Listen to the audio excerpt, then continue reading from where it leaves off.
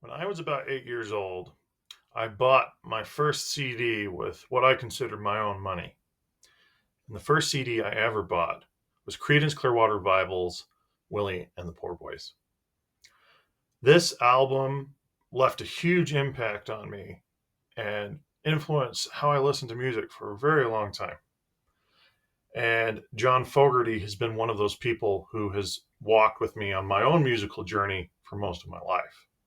I remember hearing his songs far before that point, before I bought that album. So they've been, I don't know, some of the signature tunes of my life. So today we're going to talk about a new album that came out from John Fogerty, and that is this one. John Fogerty, Legacy, the Creedence Clearwater Revival Years, John's versions. So I've seen in a number of places online a lot of people giving this album kind of a negative rap. The critics have been pretty favorable, the ones that I've read. But some of the average fans have been critical. There have been people who there's always people who like to shout about money grabs, and there's other people who say, well, it's not necessary because the Creedence Clearwater Revival versions are the definitive versions of these songs. And whether I believe that is true or not, I want to make a case for this album. And part of that case comes from John's journey. Now, as a person who's listened to John most of my life, probably more than I even know, I've spent a lot of time listening to John, both his solo material and his band material. And I have spent a lot of time reading about him and watching interviews and so forth. I read Fortunate Son. I even watched the big Rick Beato interview just yesterday, and I loved it. If you want to hear more about John's perspective and some of the history of these things from his perspective, that's a great video to listen to. Anyway, what I have to say for this album is this. Regardless of whether you feel it's necessary, John felt it was necessary. And whether you like the fact that he re recorded 20 of his greatest songs when he's 80 years old, I don't think it matters. He was doing it for himself and for his own sense of legacy. There's a reason why it's called legacy. And I have my own perspectives about why I would call it legacy. But John, for so much of his career, has spent it embroiled in legal battles of one way or another, whether it's with his recording label or it's his fellow bandmates. And there's been a lot of bad blood. Finally, I think it was 2023, if my memory is correct, he got the majority song rights to his songs. And he tours with his sons and his wife. Sometimes his daughter comes along. And they put on an amazing show. I actually saw them perform live in 2024. So if you get the chance and you haven't seen John and you get the chance, go and do it because John is still an amazing performer and he sounds fantastic. And his kids just buoy that up. It becomes a whole family affair.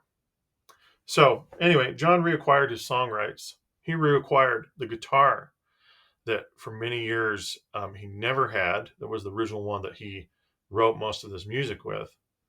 And he recorded this. Now, when we talk about our own healing journeys, and he'll talk about his own healing journey in a number of things. But when we talk about our own healing journey, sometimes it's good to dispel that kind of air. So here are 20 of the songs that he loved and that he wrote early on in his career that he's recorded with his kids and with people that he connects well to and that aren't tied to the same emotional baggage.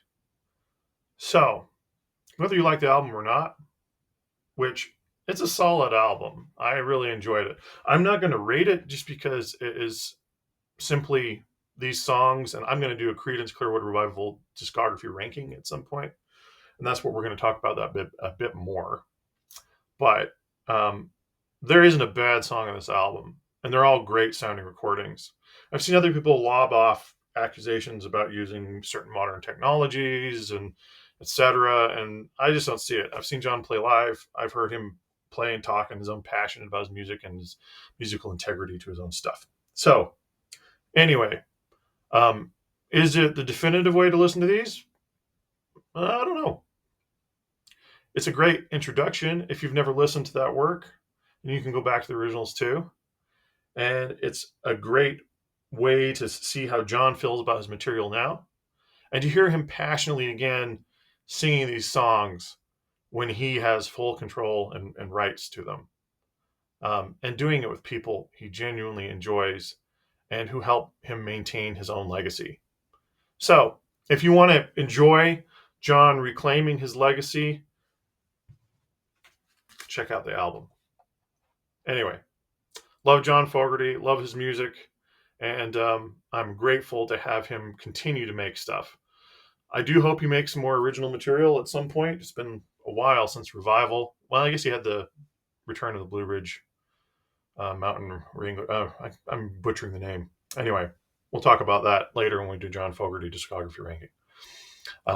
But yeah, please forgive me for butchering that one.